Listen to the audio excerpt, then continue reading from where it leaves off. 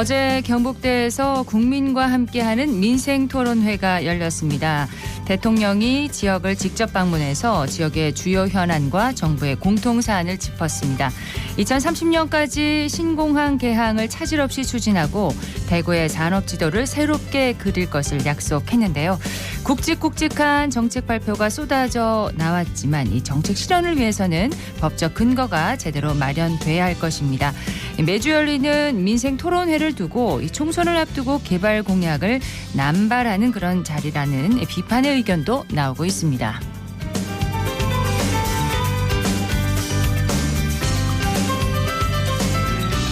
안녕하십니까. 생생매거진 오늘 박은정입니다. 총선을 앞두고 대통령의 선거 개입 논란은 반복돼 왔는데요. 민생토론회가 지역과 지역민의 민생을 위한 자리였는지 오늘 기자의 눈에서 한번 짚어보도록 하겠습니다. 3월 5일 화요일 생생매거진 오늘 시작하겠습니다. 자, 기자의 눈으로 지역의 현안과 이슈를 들여다보는 시간, 매일신문 구민수 기자와 오늘 함께합니다. 어서 오세요. 네, 안녕하세요. 자, 어제 경북대에서 국민과 함께하는 민생토론회 열렸습니다. 대통령을 비롯해서 많은 주요 인사들이 참석을 했어요. 네, 윤석열 대통령과 우동기 지방시대위원장, 홍준표 대구시장 등 정부와 지자체 주요 인사들은 대부분 참석했고요. 대구 지역의 로봇, 2차 전지, 데이터 등 첨단 산업에 종사하는 기업인과 학부모, 학생, 지역 주민 등 국민 100여 명이 참석해서 적극적으로 의견을 제시했습니다. 네, KBS 텔레비전과 또 네. 라디오에서 듣고 보신 분들 많이 계실 텐데 어떤 얘기들이 나왔는지 한번 저희가 좀 정리를 해봤습니다. 들어보시죠. 대구가 새롭게 도약하기 위해서는 오래된 산업 구조를 혁신해야 하고 낡은 교통 인프라도 확실히 개선해야 합니다. 대구 경북 통합 신공항 건설을 차질 없이 추진해서 대구 교통망 혁신의 기폭제로 만들겠습니다. 2030년 개항 목표를 달성할 수 있도록 신공항 건설의 속도를 높이는 동시에 연계 고속교통망도 확충해 나갈 것입니다. 우리가 신공항 만드는데 SPC 구성을 하는데 지금 건설 경기가 안 좋아서 굉장히 어려움이 많습니다. 그래서 삼성건설하고 건설 부문하고 그다음에 포스코 건설이 대구 경북을 대표하는 건설인데 꼭 좀 참여할 수 있도록 꼭 부탁합니다. 우리 홍준표 시장님 또 우리 강은희 교육감님이 재직하는 중에 대구를 한번 바꿔보겠습니다. 고맙습니다. 주요 핵심 사업인 TK 신공항 건설 사업 언급됐습니다. 네, 맞습니다. 2030년까지 개항할 수 있도록 전폭적인 지원과 공항 주변 교통망 개선을 약속했습니다. 서대구 신공항, 의성을 연결하는 대구 경북 신공항 광역급행철도와 팔공산을 관통하는 민자고속도로가 대표적입니다. 네. 현재 가장 큰 쟁점이 신공항 건설을 담당할 특수목적 법인 구성인데요. 홍 시장의 요구에 윤석열 대통령은 국토부에 LH라든지 공항공사 같은 공기업이 적극 참여해 SPC가 빨리 출범할 수 있도록 서둘러 달라고 주문하기도 했습니다. 네. 또 도심 군부대 이전지가 연내에 결정될 수 있도록 하고 기존 공항부지는 첨단 산업 거점으로 육성하겠다고 밝혔는데요. 홍준표 시장은 신공항과 더불어 낙동강 물 문제도 콕 집어서 문제를 제기하기도 했습니다. 구체적인 얘기가 나왔죠? 네, 대구에 낙동강 물이 아닌 안동댐 물이 공급되도록 물 공급 체계를 전환해달라고 요청한 건데요. 윤석열 대통령은 과거 대구에서 근무하던 시절을 이야기하며 대책 마련을 지시했습니다. 예. 대구지검 수성구 관사에선 아침에 샤워할 때 청도 운문댐 물을 퍼와서 시원하고 좋았는데 대구지검 서부지청 관사에서 세수할 때는 물이 미지근했다며 댐물과 강물의 차이를 잘 알고 있다 이렇게 얘기를 한 건데요. 네. 대구시는 현재 낙동강물을 안동댐에서 취수한 물로 대체하는 맑은물 하이웨이 사업을 추진하고 있습니다. 지난해 11월 말 맑은물 하이웨이 사업 검토안을 환경부에 제출했고요. 환경부는 대구시 검토안을 검토하기 위해서 지난 1월 연구 영역을 발주했습니다. 연구 용역 결과는 이르면 7월에 나올 예정이고요. 현재 대구 수돗물 67%가 낙동강에서 치수한 물을 정수해서 사용하고 있습니다. 네. 원래는 경북 구미시 해평치수장 물을 하루 30만 톤씩 퍼와서 대구와 경북에 공급하는 사업이 추진됐으나 대구시가 맑은 물 하이웨이 사업을 추진하면서 사실상 없던 일이 되었습니다. 네. 그리고 또 우리 사회 최대 이슈잖아요. 지금 네. 의대 정원 확대. 이 지역 의대에 그 대해서 구체적인 의대 증원 그 숫자가 네. 구체적인 숫자가 나왔어요. 네, 어제 각 대학들이 이제 신청을 했는데요. 교육부에다가 했는데 네. 경북대 정원이 110명인데 140명 정도 증원해달라 이렇게 요청을 했고 대가대는 40명이 정원인데 한 80명 정도 한 2배 정도 늘려달라고 했고 예. 영남대도 한 구체적으로 정하지는 않았지만 120에서 180명 정도 이렇게 얘기를 했고 계명대도 한 180명 정도 이렇게 모두 다 2배 이상 정도 했습니다. 그렇습니다. 네, 지역을 기반으로 둔 이제 의과 대학들이 정원을 충분히 늘릴 수 있도록 이제 대통령이 약속을 한 건데요.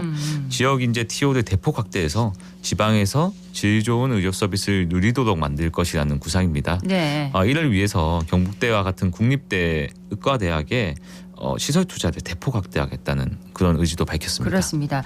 그리고 이제 동성로 얘기가 나왔잖아요. 네. 코로나 이후 상권 붕괴 위기에 놓였던 이 동성로 일대를 관광 특구로 지정하는 방안이 포함됐었는데 지난 2021년에 특구 지정을 추진했었잖아요. 네. 근데 실패한 적이 있습니다. 어떻게 네. 긍정적으로 볼 수 있을까요? 네, 당시에는 외국인 관광객이 좀 모자라다라고 해서 좀 탈락했던 아픈 기억이 있는데요. 예, 동성로 일대를 이제 지금 대구에는 관광특구가 없습니다. 그래서 예. 대구 첫 관광특구로 지정해서 청년과 관광객들로 붐비게 하겠다는 구상입니다. 관광진흥법상 이 특구 지정을 원하는 시도지사는 정부와 사전 협의를 거쳐야 합니다. 예. 문체부는 대구시가 특구 지정을 위해 사전 협의를 신청하면 조속히 지정할 수 있도록 긴밀히 협조하기로 약속을 했습니다. 기대를 걸어봐도 좋을 것 같습니다. 그리고 이제 팔공산 국립공원에 대한 뭐 시설 확충이라든지 이런 얘기도 나왔습니다. 네, 윤 대통령이 오후에는 대구에서 열린 팔공산 국립공원 승격 기념식에 참석했습니다. 대통령실은 1987년 국립공원 공단이 설립된 이후에 국립공원 관련 행사에 현직 대통령이 참석한 것은 이번이 처음이라고 그렇군요. 밝혔습니다. 윤 대통령은 팔공산 국립공원 승격 논의가 10여 년간 번번이 무산되고 진척이 없었으나 2022년 8월 대구를 찾아 승격을 약속하고 1년도 채 되지 않아 약속을 지킬 수 있었다고 강조했습니다. 네. 윤 대통령은 검사 시절 대구에서 세 차례 근무하며 동료들과 팔공산을 자주 찾은 경험을 언급하면서 모든 사람이 안전하면서 불편함이 없이 팔공산을 누릴 수 있도록 탐방로, 주차장, 화장실을 비롯해 오래된 시설들을 대폭 개선하겠다고 약속했습니다. 네. 그리고 대구 시민들이 이제 불편을 호소했던 뭐 염색 산단과 같은 그런 얘기도 나왔습니다. 네. 네. 그 염색 3단 그리고 매립장, 하수 처리장 이 악취 문제도 거론을 하면서 근본적으로 해결하겠다고 밝힌 건데요. 아시다시피 염색 3단 주변에 평리 뉴타운이 조성된 이후 각종 악취 민원이 급증하고 있습니다. 예. 산단에 노후화된 대기오염 방지 시설을 교체하고 노후 하수관로는 정비하겠다고 언급을 했고요. 이 밖에도 수성 알파시티를 국가 디지털 혁신 지구로 조성해서 2031년까지 디지털 기업 1,000개, 2만 명 상주 인력이 집적되도록 하는 것이 목표라고 했습니다. 또 국가 로봇 테스트 필드를 2028년까지 5년간 달성군 육아읍에 조성해서 독자적인 시험 공간을 찾기 어렵던 중소기업에게도 실질적인 도움이 되도록 하겠다고 밝혔습니다. 예. 자, 어제 대구에서 열렸던 국민과 함께하는 민생 토론회에서 나왔던 주요 논의 사항들을 일단 정리를 해봤는데 네. 대통령이 이렇게 지역을 직접 방문해서 지역의 현안을 논의한 자리 쉽지도 않지만 이런 자리가 물론 도움이 되죠. 네, 지역 현안을 맞습니다. 해결하는데. 근데 또 한편으로는 또 총선을 앞두고 개발 공약을 너무 남발하는 것이 아닌가 네. 이런 비판도 있습니다. 기자의 시선에서는 어떻게 네, 보십니까? 저도 살펴봤는데 각 부처별로 이렇게 말씀을 하다 보니까 정책이 너무 산발적이고 너무 다수였다는 점이 아쉽더라고요. 그러니까 좀 더 명쾌하게 집중할 수 있는 정책들을 짚어주었으면 좋았을 텐데. 구체적으로. 네. 네. 그래서 이렇게까지 나열을 하는 시기 무엇이 도움이 될지 조금 의문스러웠습니다. 예. 지역의 현안이 무엇인지 좀 일단 파악을 하는 네. 그 기회가 됐다 이렇게 네. 이해를 해도 근데 하지만 될까요? 너무 이렇게 뭐랄까요, 좀 나열적이었다는 너무 것이 나열했다. 좀 아쉬웠던 대목이었습니다. 예, 지금까지 매일신문 구민수 기자와 얘기를 나눠봤습니다. 고맙습니다. 네, 감사합니다.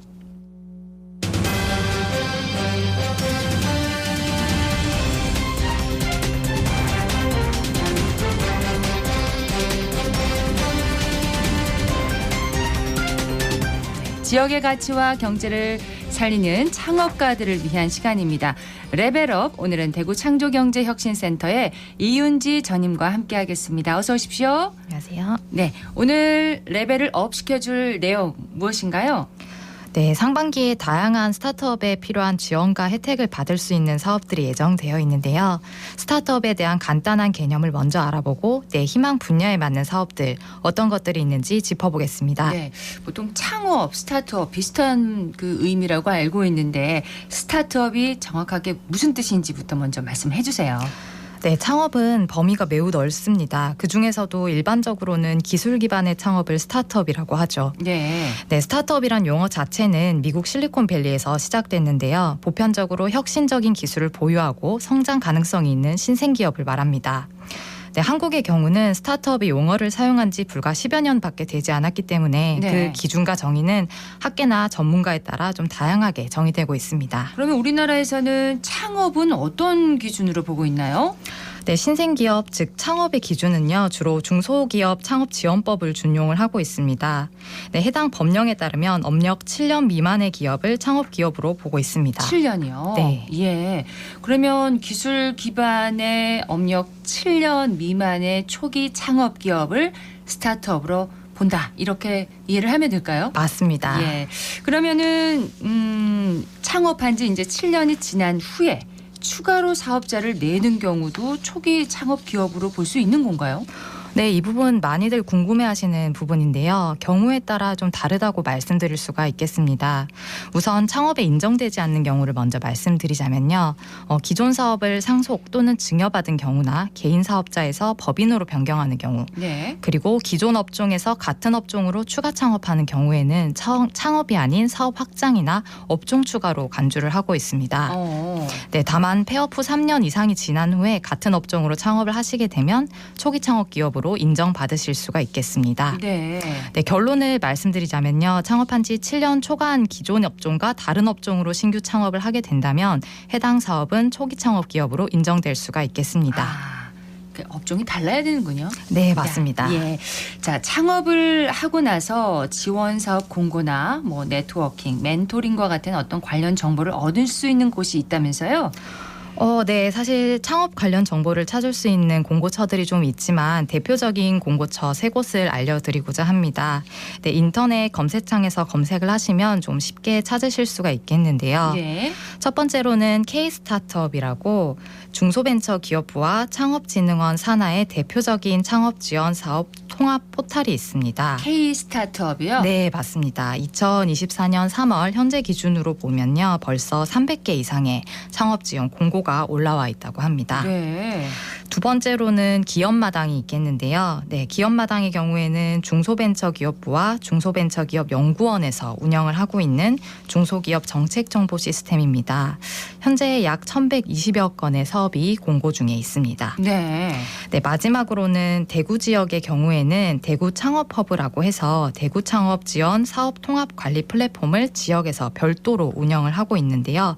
대구 지역 같은 경우는 현재 24건의 공고가 진행 중이라고 합니다. 그러니까 지원을 하는 사업 공고가 이렇게 많이 올라와 있다는 거네요. 네, 맞습니다. 예. 이렇게 많은 사업 중에서 창업자 입장에서 어떤 사업을 신청하면 좋을지 미리 알 수 있는 방법이 있을까요?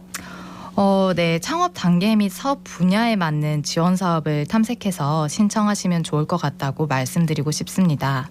네, 그 중에서도 가장 대표적인 사업을 말씀드리자면요. 네. 중소벤처기업부에서 운영하는 패키지 사업이 가장 대표적인 사업입니다.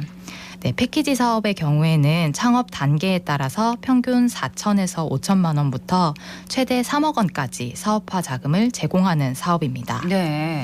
네, 창업 연차에 따라서 예비 창업자를 위한 예비 창업 패키지, 그리고 그리고 3년 이내에 초기 스타트업을 위한 초기 창업 패키지, 그리고 3년 이상 7년 미만의 도약기 스타트업을 위한 창업 도약 패키지로 나뉘어져 있으니까요. 네. 성장 단계에 맞는 패키지 사업을 신청해서 수혜를 받으시면 많은 도움이 되시리라고 생각을 합니다. 예. 그러면 창업을 한다면 좋은 시기가 있나요? 네, 대부분의 정부 지원 사업이 1분기에 공고가 나기 때문에요. 오. 연초에 창업하는 게 굉장히 유리하다고 말씀드리고 싶습니다. 또 앞서 말씀드렸다시피요. 창업이 만 7년까지 인정이 되기 때문에 네. 연말에 창업을 하게 되시면 마지막 7년 차에 지원받을 수 있는 기회가 줄어들게 됩니다. 아, 그렇군요. 네, 추가로 창업 기업에 대한 세제 혜택도 많이 있는데 이러한 혜택을 누리시려면 연초에 창업을 하셔야 혜택을 보시기 용이하다고 말씀드리고 싶습니다. 연초에 창업을 하면 세제 혜택을 받을 수 있는 건 왜인가요? 네, 물론 창업 초기에는 수익을 내는 것 자체가 쉽지는 않겠지만 창업 초기에 세금을 감면해주는 조세 특례가 마련되어 있습니다. 네. 그럼 이론상으로 1월에 창업을 해서 수익을 내게 된다면 가장 많은 세제 혜택을 누릴 수가 있게 되는 거죠. 창업 중소기업은 조세특례 제한법 제6조에 따라서 창업 후 5년간 매년 법인세의 50% 이상의 감면 혜택을 받을 수가 있는데요. 네. 네, 감면 혜택을 받을 수 있는 주요 대상은 2024년 12월 31일 이전에 창업한 중소기업이어야 하고요. 이때 수도권 과밀 억제 권역 지역에서 창업한 기업은 제외를 하고 있습니다. 네. 다만 청년 창업 중소기업은 지역에 관계없이 감면 대상에 속하시고요. 오. 두 번째로는 창업 후 3년 이내에 2024년 12월 31일까지 벤처기업으로 확인받은 기업 또한 주요 감면 대상이라고 볼 수가 있겠습니다. 네. 네, 감면 기간 또한 한번 궁금하실 텐데요. 최초로 소득이 발생한 과세연도와 그 다음 과세연도의 개시일로부터 4년 이내에 끝내는 과세연도까지 총 5년간 이 감면 기간이라고 보시면 되겠습니다. 5년이요? 네. 세액 감면은 창업자들에게 유용한 혜택 중에 하나이기 때문에 보다 자세한 내용은 세무 담당 기관에서 꼭 확인하셨으면 좋겠습니다. 예. 오늘 스타트업의 기초인 의미부터 또 정부 지원 사업, 세제 혜택까지 창업을 준비하는 분들에게 필요한 어떤 정보들을 알려주셨는데 마지막으로 도움이 되는 한 말씀 해주시죠. 스타트업은 끊임없이 기술을 발전시키고 비즈니스 모델을 연구해야 합니다. 창업을 했다고 해서 끝나는 것이 아니라 그 이후에도 혁신을 위해 끊임없이 노력해야 하는 것이죠. 네. 네, 여러분 많이 사용하시고 있는 송금액 토스가 있는데 이 토스 같은 경우도 처음은 간단한 송금 서비스로 시작을 했습니다. 하지만 지금은 송금뿐만 아니라 계좌 통합 관리나 페이 결제, 대출 신청, 신용 점수 분석 등 다양한 금융 서비스로 서비스를 확장하여 제공을 하고 있는데요. 네. 네, 이처럼 창업가 분들께서 시장 변화에 빠르게 대응하는 것은 물론이고 기술과 기업에도 지속적으로 투자하고 피드백을 받아들이는 자세를 꼭 지켜주셨으면 좋겠습니다. 네. 창업을 하려면 연초에 하라. 오늘 하신 말씀 중에 꼭 기억을 하겠습니다. 대구 창조경제혁신센터의 이은지 전임이었습니다. 오늘 말씀 고맙습니다. 감사합니다.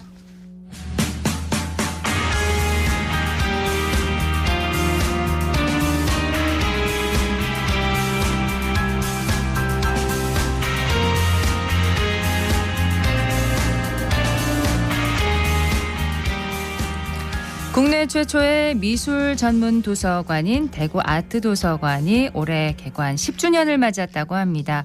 개관 이래 10만 권 이상의 미술 장서를 보유하고 있고요. 한정본이나 일반 도서관에 없는 자료들이 많아서 문화적인 가치가 높은 곳이라고 하는데요. 오늘 줌 인터뷰에서 허두환 아트도서관장 연결해서 얘기를 나눠보도록 하겠습니다. 허 관장님 안녕하십니까?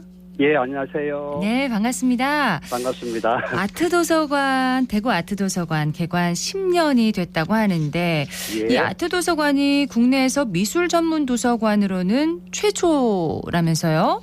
예. 예. 저희가 2014년도 7월 17일 대구시 수성구 만천동에서 한 6만 5천여 권의 미술 도서를 장사해가지고 국내 첫 미술 전문 도서관으로 개관했습니다. 예. 그러니까 개관 때부터 저희는 아트 아키비움을 씁니다.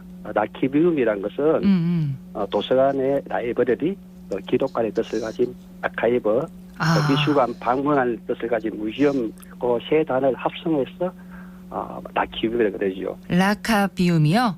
라키비움. 라키비움. 예. 네. 도서관, 기록관, 박물관의 합성어군요. 예, 합성어. 네. 예. 그런 역할을 하고 있는 곳이군요. 지금은 예. 그러면 몇 권의 장서를 보유하고 있습니까? 화재가 2020년도 화재가 나가지고 약 14만여 건이 있었는데 네. 거의 자꾸 소실돼 가지고 지금은 약 시각예술 국내 자료 한 10만여 건을 가지고 있습니다. 그러면 그렇게 많은 10만 권의 미술 관련 자료들을 보유하고 계신데 희소성이 높은 자료들도 많다면서요. 혼자 다 그렇죠. 이렇게 자료를 수집하신 거예요? 예, 어쩔 수 없이 혼자서 하고 있습니다. 왜냐면은 제가 이거는 이제 책도 알아야 되고 미술에 대해서 알아야 되기 때문에 네.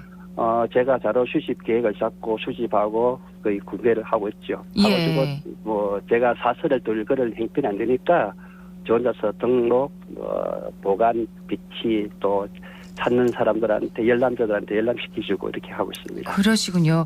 근데 예. 그 라키비움이다. 예. 대구 아트도서관은 이렇게 정의를 해주셨는데 예. 도서관, 기록관 그리고 박물관의 역할을 하려면 이렇게 예. 관리하시려면 상당히 힘드실 것 같습니다. 힘들어요. 힘든데 네. 제가 도서나 자료를 관리하고 힘드는 건 그건 제가 40년 이상에 했기 때문에 전문가의 입장으로서는 그렇게 힘든 건 모르겠고요. 네. 아무래도 이제 이게 사립 미술관이나 도서관이나 박물관들이 운영이 힘들어요. 그렇죠. 네, 그게 운영비에 고민을 많이 하고 또 재정이 다르지 않으면 운영을 할 수 없잖아요. 그렇죠. 그런 부분이 제일 힘듭니다. 예. 자료는 그러면 어떻게 분류하고 관리를 하시는 겁니까?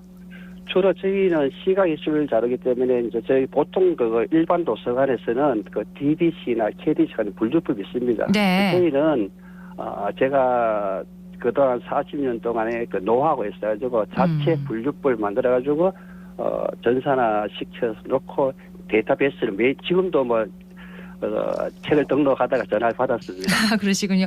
예. 그러면 혼자서 이렇게 관리도 다 하시는 거예요? 등록하시고. 예, 혼자서 다 해야지 왜 합니까? 아이고. 근데 이렇게 오랜 기간 꾸준히 이렇게 도서관을 운영하시기가 참 쉽지 않으신데 미술 관련 도서관을 어떻게 그럼 운영하게 되셨어요? 처음에요? 제가 원래는 청소년 때부터 도서관을 가지려는 꿈을 가졌습니다. 네. 원래는 제가 시를 쓰기 때문에 문학 전문 도서관을 하려고 했었는데 이게 어떤 계기를 통해 가지고 미술 전문 도서관으로 바뀌었지요. 네. 그리고 이걸 이제 그렇게 해서 90년대부터 책을 수집했습니다. 수집했는데 이걸 안 하면은 평생 후회할 것 같아가지고 도서관을 하면 안 되거든 개인이요. 지금도 누가 도서관을 하겠다고 벤치마킹하고 오든지 자문을 받으려면은 재정이 뒷받침되지 않으면 하지 말라 하거든요. 네. 그렇게 해주고 했는데 어떻게 보면은 제가 미술 전문 도서관 하는 게 잘했다고 생각합니다. 왜 그러세요? 왜냐하면은 네. 저희 자료는 제가 이제 10만여 건의 장서를 이제 소장하고 있는데 한 반 이상은 국립중앙도서관에도 없습니다. 그래서 이게 전문 도서관의 필요성이 강하거든요. 네. 만약에 문학 도서관을 했다면은 그거는 국립중앙도서관에 웬만한 책은 다 있거든요. 근데 미술 도서관은 특수성이기 때문에 네. 그게 제가 할 수 있는 게 이제면은 공공의 도서관이 이 국립도서관의 서버 역할을 하는 거죠. 네. 그러니까 희귀한 자료들을 많이 이제 소장하고 계시니까 그렇죠. 멀리서도 많이들 찾아오신다면서요. 전문 서적을 보기 위해서. 전국에서 다 옵니다. 왜냐하면은 네. 전국에서 찾다가 마지막으로 왔는데 해필 또 우리 도서관에 책이 있었어요. 네. 그래가지고 그것 때문에 굉장히 기뻐하시고 또 이게 방문객들이 어디서 볼 수 있는 책들을 보니까 그렇죠. 특히 우리가 흔히 아는 빈센트 반 고의 하집도 일반 도서관에 보기 힘들잖아요. 그렇죠. 여기서는 원서로 돼 있으니까 상당히 기뻐하시고 또 현대 네. 미술은 다양한 책들이 많거든요. 네. 동시대 미술 작품들도 많고 하긴 했는데 방문객들이 참 기뻐합니다. 네. 그런데 이제 이렇게 지역 작가들 또 전국에서 많이들 찾아오시니까 선한 영향력을 끼치고 계신데 개인적으로 좀 운영의 한계를 많이 느끼신다고 얘기를 하셨어요. 예, 벌써 한계성은 벌써 넘었습니다. 예. 오래전부터 고민하고 왔는데 제가 무의양 시장에는 미술 전문 도서관이니까 그 세계적인 미술 전문 도서관이 대구에 설립했으면 좋겠습니다. 아, 그럼 다른 지역에서 좀 도서관을 벤치마킹해서 또 많이 방문도 하고 예. 뭐 제안도 좀 받기도 하셨는데 이렇게 대구에 계속 계시는 어떤 뭐 제가 대구 의미랄까요? 태생입니다. 그리고 뭐 네. 제가 대구 태생이다 보니 대구에 대한 애착심이 많고 그랬습니다. 그리고 지금 모든 것들이 중앙 집중이잖아요. 웬만하면 그렇죠. 서울에 다 있잖아요. 예. 근데 저마저 뭐 서울이나 경기 지역에 가버리면은 또 대구 지방이 또 열악해지잖아요. 대구시에서 그래서- 좀 협력 제안이 들어온다면 받아들이실 의향도 있으신가요? 그건 뭐 굉장히 반갑지요. 반갑고 조만간에 제가 또 단체장 한 분을 뵈려 하는데 네. 제가 구두로 저의 아트 도서의 비전을 저도 뭐 MOU 체결하다 협약을 하고 싶다. 그렇게 해서 이제 간하고 민하고 콜라보 해가지고 네. 진짜 맹실공이 세계적인 미술 전문 도서관을 하나 만들어 보자고 지금 제안하려고 합니다. 국내 최초 미술 전문 도서관이 지역 특히 우리 지역 대구에 계속해서 남아서 운영됐으면 하는 바람입니다. 예. 관장님 앞으로 계획 간단하게 말씀해 주시죠. 뭐 운영이 힘들어가지고 뭐 제가 뭐 스피노자가 이런 말 했잖아요. 뭐 비록 내일 지구의 종말이 올다 할지라도 네. 나는 오늘 사과나무 한 그루 심겠다 음. 하듯이 비록 내일 도서관이 운영하는데 문을 닫을지라도 제가 지금은 도서관 책 한 권을 등록하겠다는 그런 신념을 하고 있고 네. 언젠가는 이런 계획과 플랜들이 간에서 수용해가지고 알겠습니다. 맹실공이 세계적인 미술 전문 도서관을 설립하는 게 제 꿈입니다. 자리를 지켜주시기 바랍니다. 고맙습니다. 예, 감사합니다. 허두환 아트도서관장이었습니다. 생생매거진 오늘 준비한 순서 여기까지입니다. 박은정이었습니다. 고맙습니다.